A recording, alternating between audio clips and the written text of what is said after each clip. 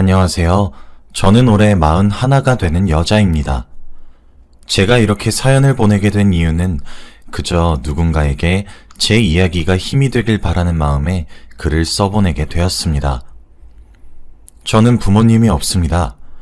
조금 더 정확히 말을 해보자면 친부모님은 절 버리셨고 양부모님은 돌아가셨습니다. 제 어린 시절은 너무 불행했습니다. 버림받았던 당시 저는 7살인 미취학 아동이었고 제겐 4살짜리 남동생도 있었어요. 하지만 불우한 가정 환경은 어렸던 저희 남매를 지켜주지도 돌봐주지도 않았습니다. 저는 그래서 그런지 그 어린 나이에도 동생에게 책임감과 의무감을 느꼈던 것 같아요. 무조건 제가 동생을 지켜주겠다, 그런 마음과 생각이 강했죠. 항상 엄마와 아빠는 싸웠습니다. 고성이 오가는 것은 기본이었고 말싸움이 쉽게 몸싸움까지 번지곤 했죠. 남동생은 어려서 그런지 부모님이 싸움을 하시면 울음을 터뜨리곤 했어요. 남동생의 울음소리에 저희 남매도 부모님께 자주 얻어맞곤 했죠. 그래서 전 우는 동생의 입을 막고 방에서 나오지 않곤 했어요. 두려움을 느끼는 동생의 귓가에 노래를 속삭여주곤 했죠. 그 시절 저희 남매는 그렇게 공포를 이겨내야만 했어요. 그러던 어느 날이었죠.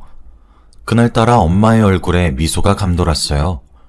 항상 인상만 쓰시던 엄마와 아빠가 저희 남매를 환하게 부르고 예뻐해주니 하늘을 날아갈 듯 기분이 좋더군요. 그렇게 난생 처음으로 가족 나들이를 떠났습니다. 아침에 저희 가족은 시장에 갔어요. 처음으로 다정하신 부모님의 모습에 남동생은 이거 사달라 저거 사달라 떼를 쓰기도 했죠. 전 조마조마했어요. 갑자기 원래 부모님처럼 돌아가 화를 내실 것만 같았거든요. 하지만 평소라면 사달라고 조르는 저희 말에 귀를 기울여주지 않으셨던 부모님들이 동생이 가지고 싶었던 비누방울 장난감도 비싸다고 사주지 않았던 시장 통닭도 사주셨어요. 그리고 저흰 장을 보는 엄마와 아빠 꽁무니를 졸졸 쫓아다녔죠. 그리고 저희 가족은 저희 지역과 떨어진 놀이공원에 갔어요. 다정한 엄마와 자상한 아빠는 저희 한 손에 솜사탕도 하나씩 사주셨죠. 저희 집은 가난했었기 때문에 그런 것들은 엄두도 낼 수 없었거든요. 정말 행복했던 하루였어요. 아직도 그날의 분위기, 부모님의 얼굴, 저희 가족의 웃음소리가 눈앞에 선합니다. 밤이 되었고 저흰 부모님 차 뒷좌석에 지쳐 잠들었었어요. 꿈만 같은 달콤한 현실이 너무 행복했거든요. 그땐 어려서 잘 몰랐어요. 부모님이 저희를 버리기 위해 그랬었던 사실을 말이죠. 얼마나 잤을까? 웅성웅성거리는 소리가 들렸고 야외에 누워 있었던 사실을 알게 되었어요. 눈앞에 잠들기 전까지만 해도 뽀뽀도 해주고 사랑한다고 말해주셨던 부모님의 모습은 온데간데 없었고 제 옆에 곤히 누워 잠든 동생만 있었어요. 저희 옆에는 커다란 가방이 2개 놓여져 있었는데 안을 열어보니 엄마와 아빠가 시장에서 장을 본 물건들이 들어있었어요. 그 안엔 칫솔, 수건, 휴지, 옷가지 등등 저희의 물건들로 보이는 것들이 들어있었어요. 7살이었던 저는 덜컥 겁이 났고 울음을 터뜨렸어요. 그랬더니 동네 어르신들이 제게 달려와 엄마는 어디에 갔냐 물어보시더군요. 남동생도 제 울음소리에 일어나 함께 울었죠. 우린 아무런 대답도 못한 채 엉엉 울기만 했어요. 그때 어떤 할머니가 저희에게 다가와 꼭 안아주시더군요. 아이고 불쌍한 것들, 이 어린 것들이 무슨 죄가 있다고. 아이고 울지 마라 아가들아, 하며 달래시기도 했죠. 저흰 그렇게 할머니네 집에 따라갔어요. 할머니는 제게 이것저것 물어보시면서 느끼셨던 것 같아요. 부모에게 버림받았다고요. 할머니가 차려준 따뜻한 밥 한 공기를 먹었고 우린 잠을 청했어요. 문 너머로 우리가 누구냐는 할아버지의 목소리에 할머니는 불쌍하다며 오늘 하루 재워주고 내일 아침에 경찰서에 가자며 설명하시는 것을 들으면서 잠을 청했어요. 다음날 날이 밝자 할머니는 아침상까지 거하게 먹이신 후 어딘가로 전화를 거셨어요.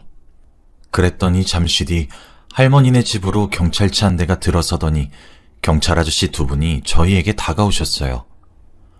하지만 4살이었던 동생은 제대로 기억하는 것이 없었고 저도 아직 7살 정도밖에 되지 않아 아는 것이 없었어요. 제가 겨우 기억해냈던 것은 저희 집 동네에 있는 유명한 아구찜 가게였고 경찰차를 타서 그곳에 도착하니 저희가 사는 동네가 맞았죠. 동네에 들어서니 눈에 익숙한 길이 보여 제가 앞장서서 저희 집을 향해 씩씩하게 걸어갔어요. 한 손에 동생의 손을 꼭 부여잡은 채로 말이죠. 익숙한 초록 철문이 보였어요. 저기가 저희 집이에요. 데려다 주셔서 감사합니다, 아저씨. 라고 외친 뒤 저와 동생은 신이 나서 집을 향해 뛰어갔어요. 가자마자 엄마와 아빠에게 안겨 어리광을 부려야겠다 다짐했죠. 그런데 전 이내 충격에 빠질 수밖에 없었습니다. 녹슨 철문 대문은 굳게 닫혀있지도 않았지만 마당부터 아주 엉망이더군요. 엄마와 아빠를 아무리 소리쳐 불러도 그곳에선 인기척이 나지 않았어요. 저희 남매의 고함에 옆집 아주머니께서 나오시더니 저희를 보고 깜짝 놀라더군요. 엄마야, 너희들 왜 아직 여기 있어? 하시면서요.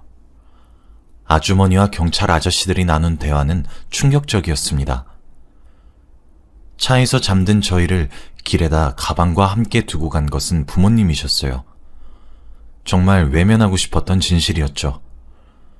두 분은 매번 큰 싸움을 하시면서 결국 이혼을 하게 되었던 것 같아요. 그래서 각자 새 인생을 살려고 했는데 저희 남매가 걸림돌이 되었던 거죠.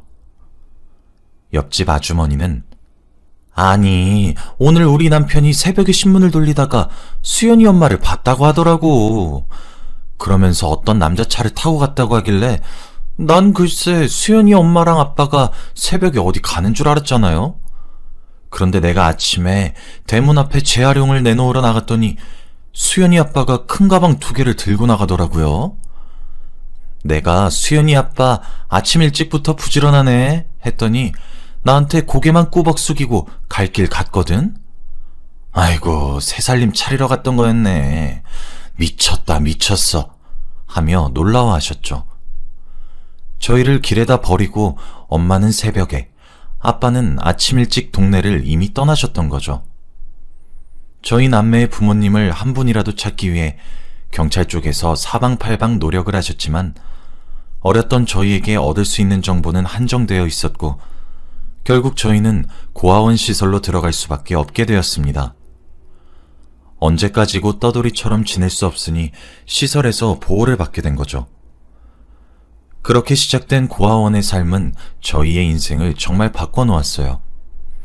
새로 시작된 삶 속에서 전 치열하게 살아가야만 했습니다. 저보다 3살 어린 단 하나뿐인 남동생을 지켜줄 수 있는 사람은 이제 저 하나였으니까요. 전 남동생과 모든 것을 함께했고 지켜주기 위해 저는 강해지고 싶었어요. 의지할 수 있는 사람이 저희 둘뿐이라 항상 같이 다녔죠. 그래서 그런지 저희 남매는 눈에 띄었나 봐요. 남동생을 챙기는 제 모습에 저를 이방하려고 하시는 분이 생겼거든요. 그분들은 제 남동생보다 1살 어린 남자아이를 가진 부모였어요. 남동생에게 누나를 만들어주고 싶어 입양을 눈여겨봐두다 제가 눈에 띄었던 것 같아요. 그래서 그런지 저와 제 남동생 둘 다를 입양하는 것이 아니라 저만 원하더군요. 결국 입양 절차를 밟게 되는 순간이 찾아왔고 전 남동생과 생이별을 하게 생겼죠. 사실 제 남동생도 부모님이 저희를 그렇게 버린 것이 충격적이었는지 제 껌딱지처럼 붙어 다녀 했고 저와 떨어지면 분리불안이 생겼던 아이였어요. 제가 떠나게 되는 날 동생은 세상이 떠나가라 울었고 저도 그런 동생을 보고 따라가지 않겠다고 동생에게 남은 사람은 이제 나 하나인데 내가 어떻게 얘를 두고 가냐며 버티기 시작했어요. 다행히 그런 우애 깊은 저희 남매의 모습에 절 입양하려던 분들도 마음을 돌려 결국 제 동생과 함께 입양을 해주기로 결정해 주셨어요. 정말 다행인 부분이죠. 대신 제게 약속 한 가지를 하라고 하셨어요. 제게 제 친동생 말고 또 다른 남동생이 생기는데 그 아이를 시간이 오래 걸려도 괜찮으니 지금 동생처럼 가족으로 받아달라고 말이에요. 그렇게 저희는 새로운 부모님을 가지게 되었습니다. 새로운 부모님들은 정말 잘해주셨어요. 제가 원래 살았던 주택가도 아니었고 정말 비싸 보이는 아파트에 살게 되었고 밥도 끼니마다 고기 반찬이 올라왔죠. 무엇보다 새로운 제 막내 동생이 된 민규란 아이도 너무 귀여웠어요. 저희는 입양을 하게 되면서 이름도 바꾸게 되었어요. 저는 민이라는 새 이름을 가지게 되었고 제 동생도 민철이란 이름을 가지게 되었죠. 그렇게 저희 3남매는 우애 좋게 자랐습니다. 저도 민규를 민철이와 똑같이 대했어요. 둘 다 제게 소중한 동생들이 되어주었죠. 저희는 공개 입양이었는데 입양된 지 얼마 지나지 않은 초기엔 민철이가 민규를 미워했어요. 아마 저를 빼앗길 수도 있다는 불안함이 원인이 되었던 것 같아요. 양부모님은 저와 민철이를 심리치료센터에도 보내면서 정말 지극정성으로 사랑해 주셨어요. 민철이와 민규는 그렇게 우애 좋은 형제로 다시 태어났죠. 남동생들은 누나라면 껌뻑 죽는 척이라도 하는 아이들이에요. 그래서 새로 생긴 가족은 제게 든든하고 따뜻한 울타리가 되어주었어요. 항상 따뜻하고 온화하신 어머니와 자상하고 다정하신 아빠, 귀여운 동생들의 사랑을 받으며 자랐고 매일 깨끗한 옷과 맛있는 음식도 먹었고 철마다 제철 과일의 보약에 정말 분에 넘치는 사랑을 받으며 자랐어요. 시간은 금세 흘렀고 저희 3남매는 성인이 되었어요. 동생들이 군대에 다녀왔죠. 하지만 막내 동생인 민규가 전역을 하던 그해 엄마가 돌아가시게 되었습니다. 사실 저희 남매를 입양하셨을 때도 이미 늦은 나이에 민규를 낳으신 분들이셨고 노산이었다고 했어요. 게다가 엄마는 집안 내력으로 지병이 있으셨는데 점점 나이가 들면서 병세가 악화되고 건강도 약화되어 결국 세상을 떠나시고 마셨죠. 저희에겐 청천벽력 같은 소식이었어요. 하늘도 무심하다고 생각했죠. 저희가 행복한 삶을 사는 것이 그렇게 안 이꼽냐고. 신이 있다면 멱살 한번 잡아 물어보고 싶더군요. 엄마를 그렇게 떠나보낸 뒤 저흰 내 가족으로 다시 열심히 앞에선 당겨주고 뒤에선 밀어주며 생활했어요. 하지만 막내 동생 민규가 30, 민철이가 31, 그리고 제가 34이 되던 해에 아빠가 대장암에 걸리시게 되었고 암을 발견하자마자 수술을 하시게 되었죠. 여러 차례 큰 수술의 고비를 넘기며 상태가 좋아지는 듯 했지만 그런 생각이 무색하게도 아빠도 엄마 뒤를 따라가게 되시고 말았어요. 든든했던 저희의 울타리이자 버팀목, 그리고 구원자가 되어주셨던 부모님을 또 한 번 잃게 되었죠. 한 분 한 분 떠나실 때마다 하염없이 오열했고 목 놓아 울었어요. 저는 민규와 민철이를 안아주며 통곡했죠. 아빠는 암에 걸리셨던 이유로 미리 자신의 미래를 직감하게 되셨는지 재산 분할도 미리 하고 가셨더군요. 친아들인 민규에게는 엄마 명의였던 건물 2채를, 제 앞으론 저희 가족이 살았던 집과 상가 건물 하나를, 양아들이었던 민철이에겐 아빠 명의였던 건물 1채를 남기셨죠. 저희는 정말 깜짝 놀랐습니다. 저와 민철인 생각지도 못한 부분이었어요. 전 20년 넘는 세월 동안 받은 사랑만 해도 과분하다 생각해 저와 민철이는 민규에게 모든 것을 넘겨주려 했는데 민규가 거절하더군요. 우리 모두의 부모님이라고 하면서 말이에요. 대가 없이 받을 수 없다는 제 말에 오히려 엄마 아빠의 성의를 무시하는 짓이냐며 소리치는 바람에 어거지로 받게 되었죠. 정말 고맙고 미안했어요. 저는 정말 오랜 세월 함께 행복하게 살 것이라고 믿어 의심치 않았는데 참 씁쓸한 마음이 컸어요. 비록 부모님이 돌아가셨다곤 하지만 그게 저희 3남매의 우애에 지장을 주진 않았습니다.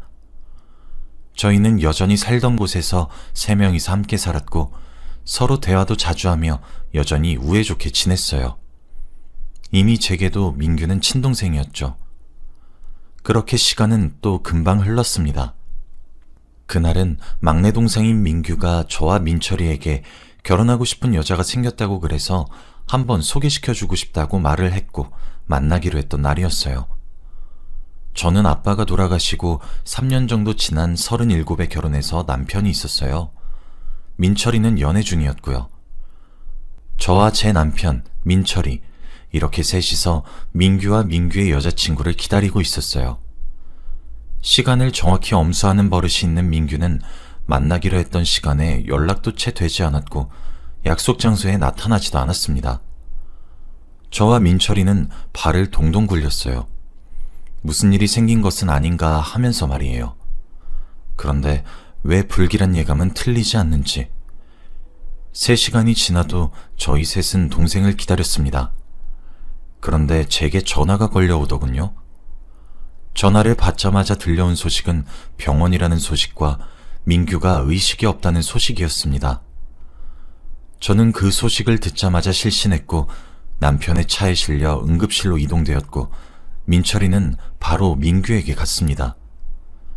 저도 정신을 차리자마자 민규에게 갔어요. 민규는 민철이가 도착하자마자 응급수술을 해서 중환자실로 이동된 후였고 중환자실 앞엔 옷에 피칠갑을 한 여자가 울고 있었어요. 직감적으로 저 여자가 민규의 여자친구라고 느낀 저는 다가가서 물었습니다. 무슨 일이 있었고 어떻게 되었냐고요. 그 여자분의 말은 이러했습니다.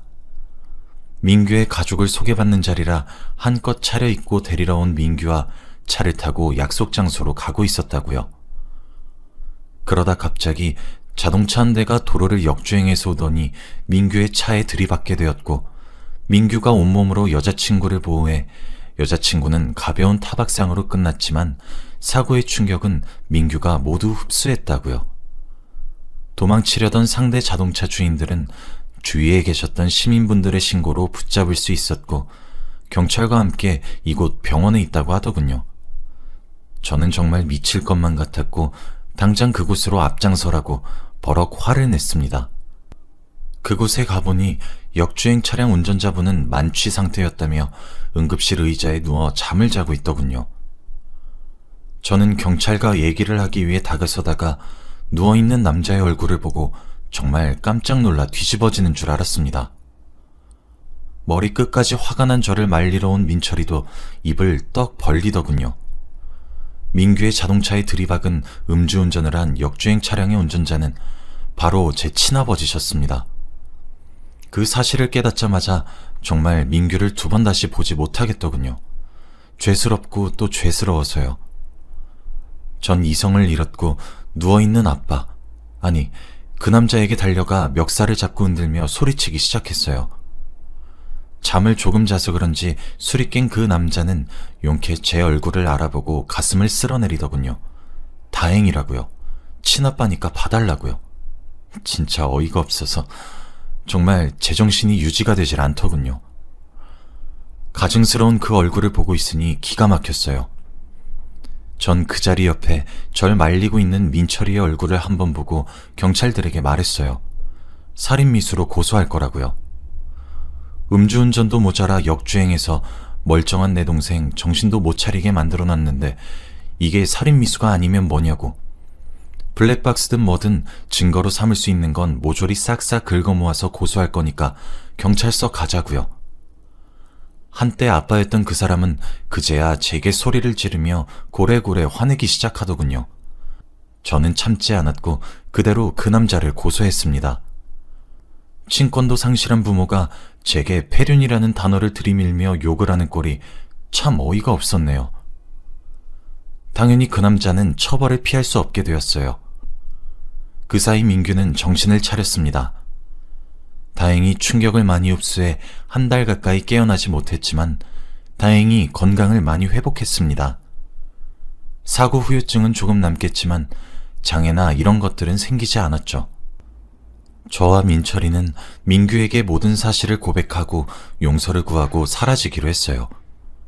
저희가 무슨 염치로 민규 곁에 머무를 수 있겠나요?